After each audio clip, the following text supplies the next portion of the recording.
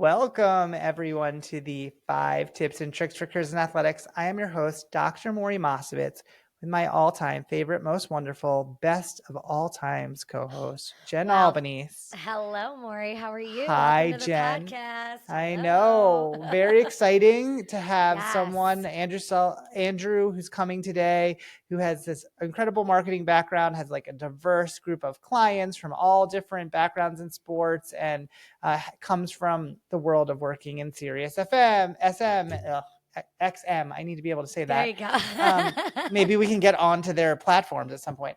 Yeah. And then Shout out. then like Octagon Group, like he's just done a lot of really interesting things with being representative and promotion of people in the world of athletics. So hopefully people will really enjoy what he has to say, because I think he'll have some really cool things. He also has some really cool opportunities for students out there that are looking to get into like that more agency side of sports. So I think it'll be a really good conversation. Yeah. For anybody interested in that. So yeah, it should be a good conversation. Yeah. So Graham, my son, tonight, one of your Mm-hmm. favorites, decided that he wanted a donut. Now, the Dunkin' Donuts was closed by the time we were able to get there because we had a lot going on, whatever it is. But it made me think tonight, one, you worked in a bakery, which I think is very interesting to begin with. I did. And number two, that donuts are regional. That's the other thing that I think is They're regional. Like certain places have certain donuts. Like okay, yes. I thought you meant like you can't get a donut in California. No. That's a bad way to do it. I didn't say it the right way. But like up here in upstate New York, like a headlight donut is like a thing. But if you go somewhere else, no one knows what a headlight donut is. Yeah, or like a half moon. They call it different names in different parts. Like they call it like a moon pie or a black and white. Black and white, yeah. Yep. We were talking with one of the people that works with me. Is from the city and like from New York City, and they called it black and white. But if you come up to upstate New York, it's a half moon. It's a half moon, yeah. So yes, I did work in a bakery. Shout out to Lincourt Bakery. I started when I was like 14 years old. It was like right down the street from my house where I grew up, and I worked. See, if I did that, I'd have to be rolled out of work every day. No, well, because if you're around it, you kind of, not want to say like get sick of it, but like you just don't. You don't need it. You don't want it. But so I worked there from when I was 14, and then I did it almost all the way through college. So a really long time. That's crazy. And I learned a lot from working at the bakery. I loved it. Obviously I'm a people person. So at the counter was always fun for me to chat with people, but like I learned how to frost cakes. I learned how to write on cakes. I learned all that fun stuff, but, yeah, I mean, obviously, like if I showed up to work and I was hungry, it wasn't a good thing because I would just like nibble on stuff.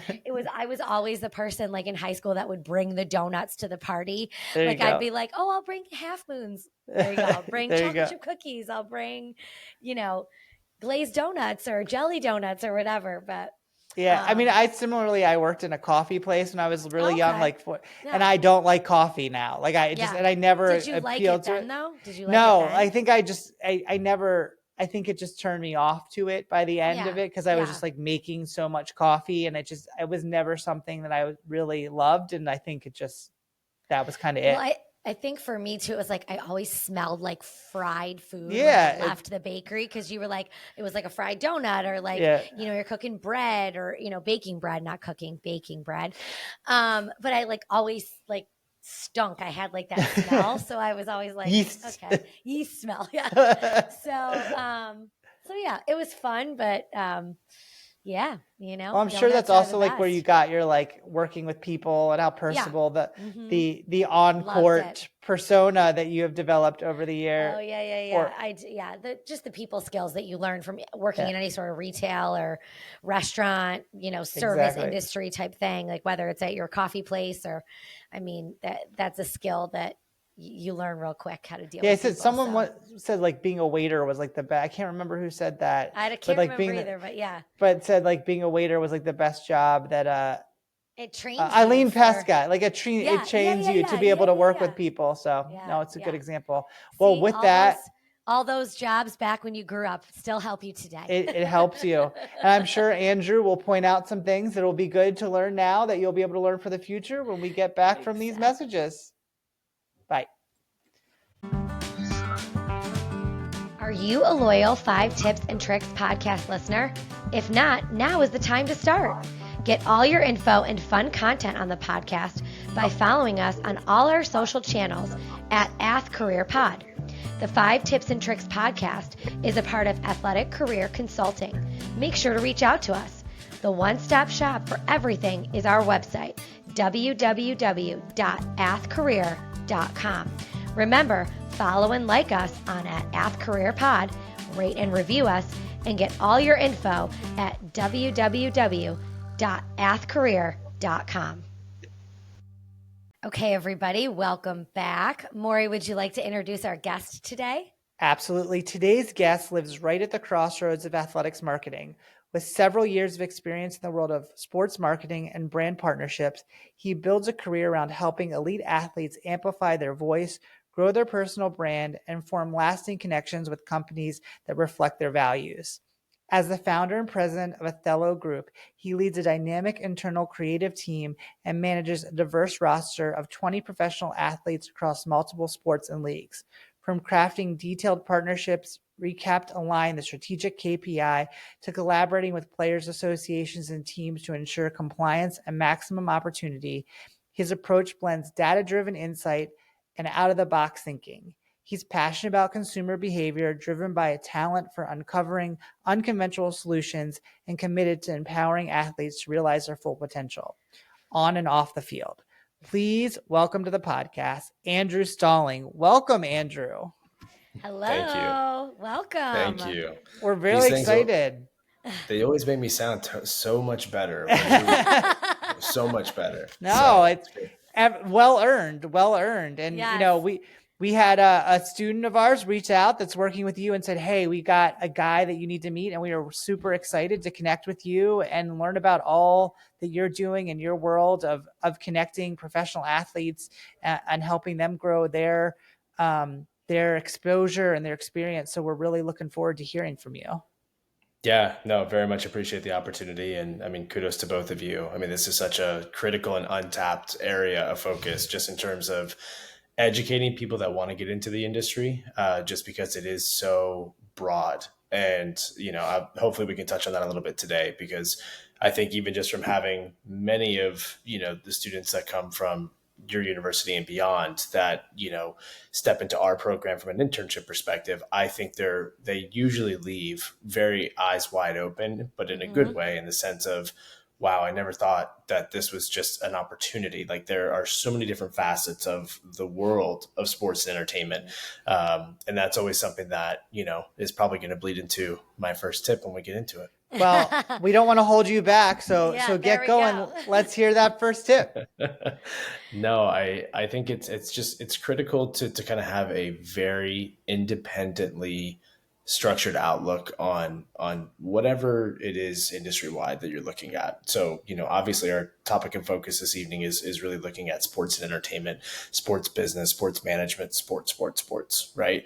But when you look at any facet of a degree or major of study, going into university, it's oftentimes a word that a lot of people hang on to and they latch onto, and they think, oh, it's just surface level. It's very much like, looking at an iceberg. It's that big thing, but really don't realize how deep it truly goes. Yeah. And I take it upon myself anytime that we bring in new interns, or even just when I speak to, young individuals looking to break in or even look for that next step in their career, to look at and really understand just the diversified scope and world that there is of an offering in sports. Because typically you hear people think, oh, if I want to work for a major sports team, I have to go and get into ticket sales. Like, that's the only way to do it. Or I have to have experience working with an athletic department and something like that. There are certainly ways and methods that have conventionally been proven as trial and tested, to find your way to a certain spot. But, would you take me, for example, my first internship was with SiriusXM Radio in Washington, D.C. in college. And I ended up turning that into a part-time job and then a full-time job, where I did so many different things within the sports media department. So I did on-air work, I did production work, I did AV. So even that alone, people think, oh, sports media, like you're either just, talking about sports on a microphone or you're cutting up the audio and that's it. And it's just like, man, you have no idea. Like stepping in to behind the scenes of a Sirius XM studio is mind blowing in so many ways. From there, I've worked with Octagon, which is one of the biggest global sports agencies in the world, for several years. People think, oh, you worked with Steph Curry and Simone Biles and Michael Phelps. And I'm like, I did not work. I think many people in Octagon would be very insulted if I even remotely said I even snuffed my way into a meeting. But no, but there's a talent division, there's a properties division, there's a financial division. There's so many things that go into those big global agencies. Right. And it probably wasn't until that point in my career where I was just like, whoa, there is so much that you can do. There's experiential marketing, there's sampling events, it's just so fascinating when you really can kind of step back and analyze what opportunities truly exist. And it really does begin with understanding business. It understands with consumer behavior. And it doesn't need to be like the very theoretical and analytical versions of business. It's taking a look in the mirror and just realizing we're all consumers, right? Like we drink San Pellegrino waters. So, what is their marketing? What's their strategy? How does it get sold? Where is it shelved at? So you start really going down that funnel, and you can do it in the same token with your career in sports. And if you look at it in the same way and realize, where does working in sports start and where can I how far can I spiral it down to? I think every young individual and even any veteran professional in this industry owes it to themselves to remind themselves to do that exploration exercise. I myself, 7 years of running an agency, 17 years in sports entertainment, still am always taking time quarterly to vet and explore new opportunities that are being brought up, whether that's with the world of Web3 and digital media, whether it's venture capital. There's an evolution, and we're all living in this Renaissance era. So as much as it's daunting right now when people are like, oh, I'm so scared to get into sports and get a job. Oh my gosh, like I'm not going to make any money. I'm sitting there and I'm like, you're living in a Renaissance era. That Renaissance era is coming out of typically a very depressionary event in life, economically, politically, whatever it is. And people don't even realize it. It's a really, really exciting time to be in sports. That's awesome. And it's so cool to see that you're pulling in so many different avenues, and clearly your clients are benefiting from it because you're not just focusing on one thing. You're looking at how can you get these things connected? How can you do all this exploration? And it takes experience and takes getting connected with people like your company and getting involved to understand like what these things are. You just can't just jump out of the box and do it, I'm guessing. No, you can. It might not lead to great results. Yeah. I mean, well, I would say in today's society, especially, there's a lot of people, it's easier to become an agent or a talent manager than ever before. I think once people started snuffing out that they technically don't need a legal degree to do some of this stuff, they could start being snake oil salesmen to a lot of people. And when you start preaching to even the wealthiest athletes in the world, hey, I can make you more money. They're very vulnerable to believe that. So they're not going to be checking your resume and who you know. It's basically like, well, that guy said he can make me $1 million next month. So, I mean, who are we to not believe that? With that being said, though, it is something that takes time because sports is a very relationship-based business. And I think if it's okay, that'll bleed over into voila, tip two. Perfect. You got it right there. Yeah. So I think relationships are just so undervalued still in today's world. And, some people listening and even yourselves may think like, oh, no, it's not. Come on. Like, we tell everybody relationships are everything. But a perfect example, our internship program at Athelo Group is structured more like an apprenticeship program. It's very different. It is elephant in the room. It's an unpaid internship for 6 months. Typically, we are asking anybody who comes in to ensure that they're getting college credit, but we roll up our sleeves to really ensure that it is getting exposure to different senior level marketing executives, people within leagues. We're bringing them in for thought leader events. We're flying many of these students into our office, taking them to sporting events, getting behind the scene tours. Like, we're trying to really shape it as like a very hands-on experience to that. Even with all of that, it is remarkable to me at the end of the 6-month tenure, who still keeps in touch, who goes out of their way to just be like, hey, Andrew, thank you so much. Like, if for nothing, like, this was really cool. Not just like a surface level, hey, cool, thanks. It was really cool. Yeah. Whatever. Like, it's like, I didn't need to fly you guys in. I didn't need to introduce you to my contacts. But,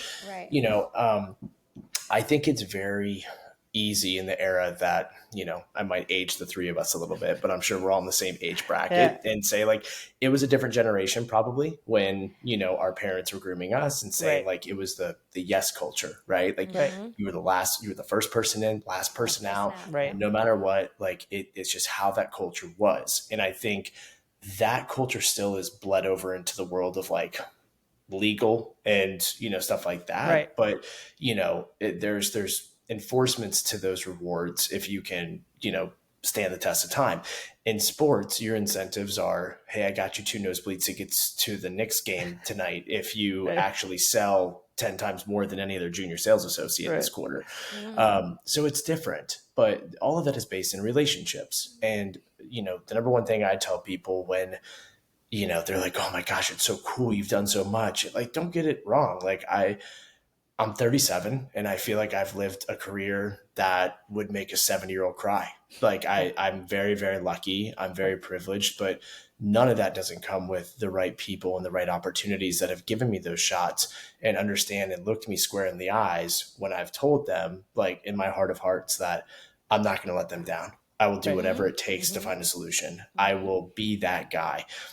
I wish more people would have the moxie and the gall to look me in the eyes and say, I'll do whatever it takes for you. I will do whatever it takes. And it's like, okay, I would love to test you on that mantra.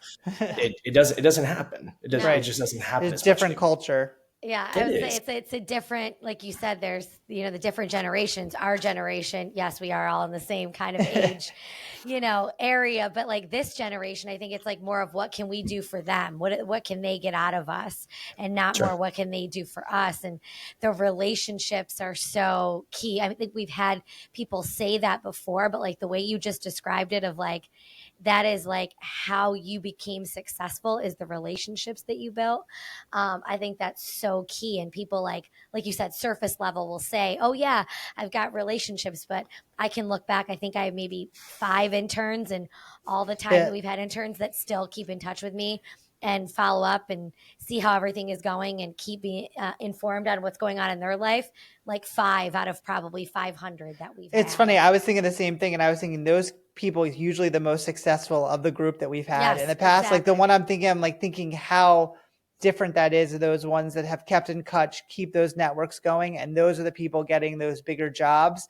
And while the other ones, maybe it takes longer for them to keep getting through and getting to that next step. So it's reflective in like what you said. I was like thinking of that as you said it, like, oh, wow, that's right. Those people do land those bigger opportunities or doing more with what they've done.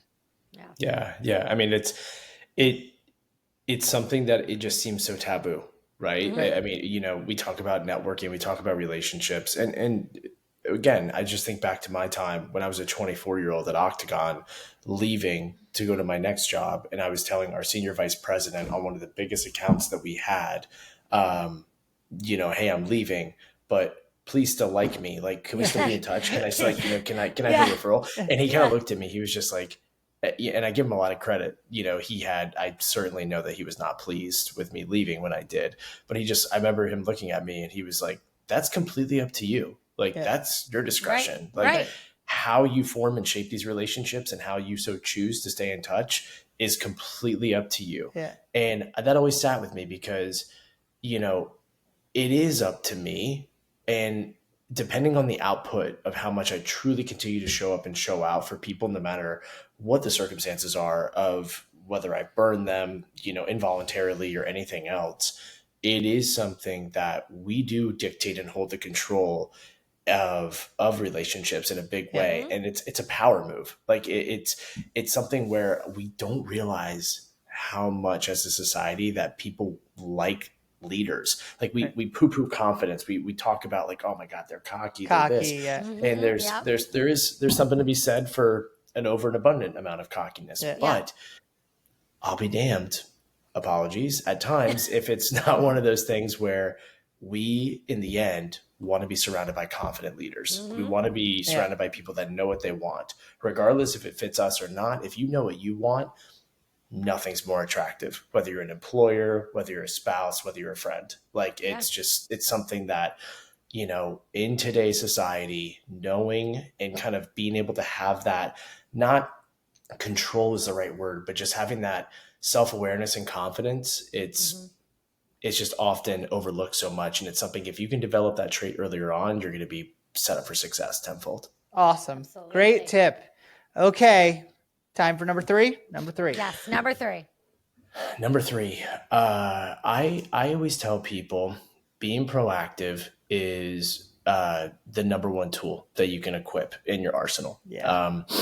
It's hard. It's really, really, really hard to be proactive, because I'll never forget the amount of bosses I had in my life that would give me the worst feedback, whether it was a presentation deck, whether it was, out of a meeting, out of an event or anything. It just, they unloaded emotionally, they left, and I would get like 1-sentence emails, and I would just be expected to like almost solve this Rubik's Cube overnight.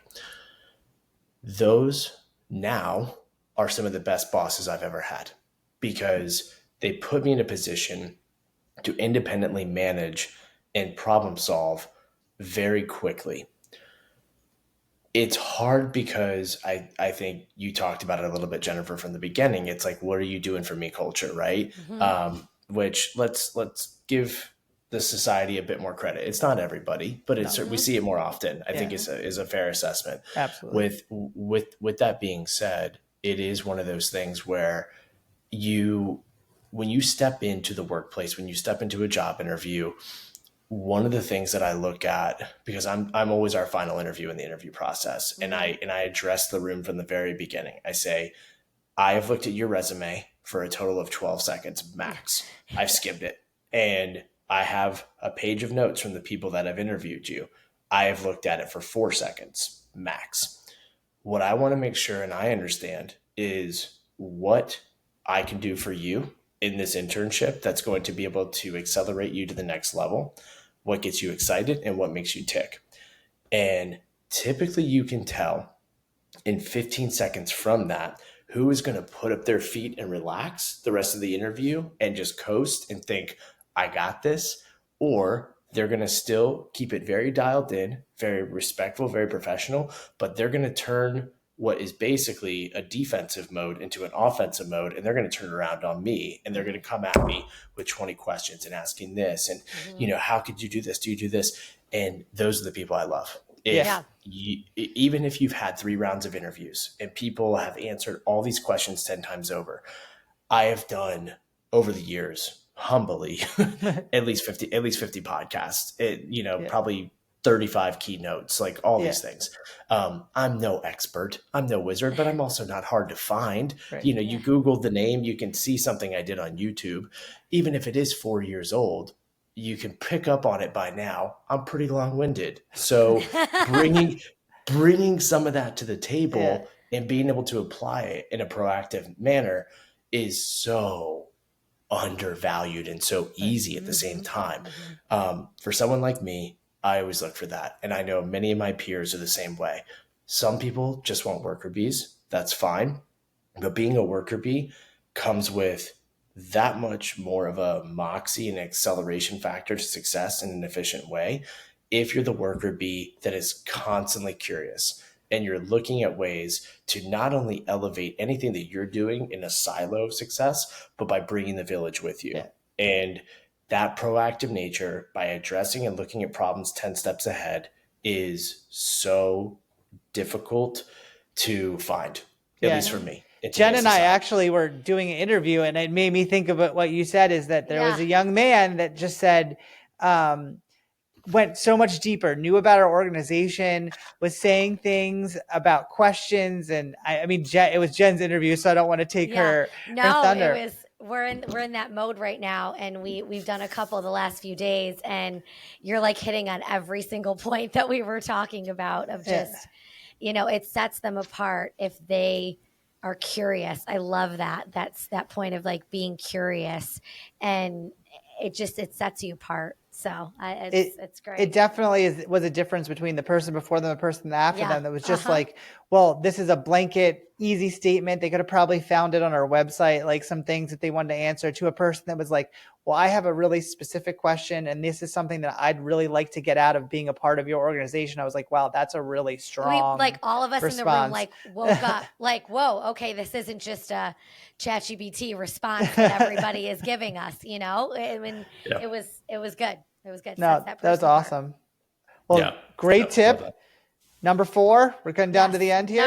Number four. Yeah, I live and die by this one, and it's just community over currency. So it kind of touches a little bit onto what we talked about on the front end of the tips, but also alluding to the inevitable. You probably hear it every single episode. You got to network, like network. But on top of networking, on top of relationships, which are crippling buzzwords in today's society. The number one word, whether it's in sports, whether it's in marketing, whether it's in business, that is taking over, I would say in the last like 6 to 12 months, is community. Anything that you do that can have a reactionary effect to the people surrounding you and draw attention, emotion, behavior, whether right, wrong, or indifferent, it's a superpower. It's a superpower in so many ways. And very quickly, when you're starting a business the way that I did, $20 in an LLC filing 7 years ago, with 2 buddies of mine, you look at everything very much penny to penny. Now, we're a multi-million-dollar agency in revenue, humbly, like never taken any private capital. We've turned down acquisition offers. Like we're pissing a lot of people off, like a lot of good things to like kind of flaunt your chest about. But none of that comes without leaning into more of a community mindset and an empathetic mindset first over the money value. There have been some months, and my wife has heard it time and time over again on the home front, where I'm just like don't order like anything, like we're poor. Oh my God, this is terrible. And she looks at me, she's like, what? But like we get so like strapped on the money front, but what we sacrifice in that does eventually manifest itself to greater opportunities with the right opportunities. And I mean, I can't get into specifics about it, but I would say in the last 3 months, that mindset has not been more prevalent than it is currently for myself. We just had a great forecast to start the year, and then boom, like just 7 programs that we had blew up, millions of dollars out the door. We're like, yay, this is so fun. We run a business. And then, you weather the storm, and you don't weather the storm by just gritting and bearing it and work. But you take a second, you pause, you look around, and you put your time, your effort, and energy into people. You put it into stuff that really matters to you. You put it into programs that may not necessarily make you millions and millions of dollars, but it's going to make you feel like millions and millions of dollars.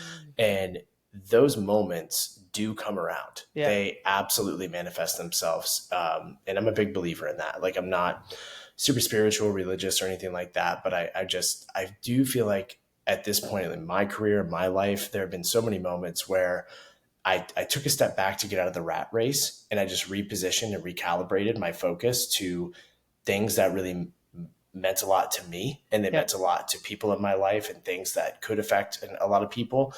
And that solution to that problem ultimately solved 10 other problems, including 10 other problems of my own. So think about it less about the economic value to like, how can I hurry up to make 6 figures by the time I'm 25? And think about it as, okay, how can I diversify my resume to show that I have a very unique and equipped skill set while also experiencing life from different thought leaders and mindful business leaders that puts me in this unique position that by the time I'm 30 years old, sure, I'll be making a lot of money, but I'm going to feel so secure, not just on the job front, but as a person. Yeah. Like, we often lose so much sight of that personal value and connection because in sports, it's really, really, really hard. I know everybody hears this. It's not for the weak of heart. I think I read a stat the other day that it was like over 68% of people that actually go to school for sports and sports management end up not actually Not sticking in it. through Yeah. like in it by the time they're 25. So it's something where you have to remind yourself that, you know, it's what you're doing is a passion.